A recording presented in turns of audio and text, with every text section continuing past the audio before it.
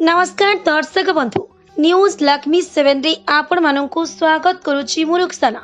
आसंतु नजर देबा आजिर मुख्य खबर उपरि। केन्द्रापड़ा जिला टेराबिस ब्लॉक हरियंक पंचायत बसपुर पंचायत रे जगन्नाथଙ୍କ रथ परिक्रमा। सरपंच कमला दास ए जो जगन्नाथ रथ आपन बुलुची आपण केते खुशी, आपण ग्रामवासी केते खुशी? ग्रामवासी बहुत खुशी, आम खुशी। जगन्नाथ परिक्रमा रथ प्रत्येक आम पंचायत प्रत्येक घरे गाड़ी बुलूसी।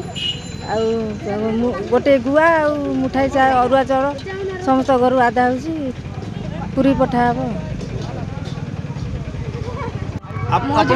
डेराबिसी ब्लॉक आम बासिंदा आटा बसपुर ग्राम पंचायत गोटे इसी मेम्बर अच्छी आम आज आम गाँ वाला बहुत खुशी।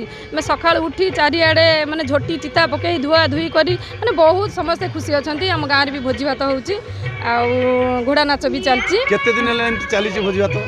भोजी भात आज आम 2 दिन है आम पंचायत काली होता आज आम गाँव में हो। आम गाँव में सब मैंने छोट ठार बड़ पर्यटन समस्ते खुशी अच्छा। सरपंच बहुत साहय कर सी भी आम पाखे अच्छा आम भोजी भात साहय कर बहुत समस्त बहुत खुशी अच्छे।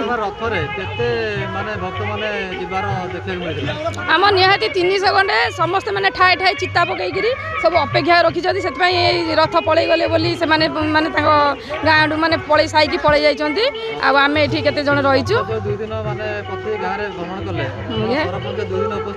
हाँ हाँ से बहुत। केन्द्रापड़ारू तिरेन कुमार महापात्रଙ୍କ रिपोर्ट न्यूज लक्ष्मी 7।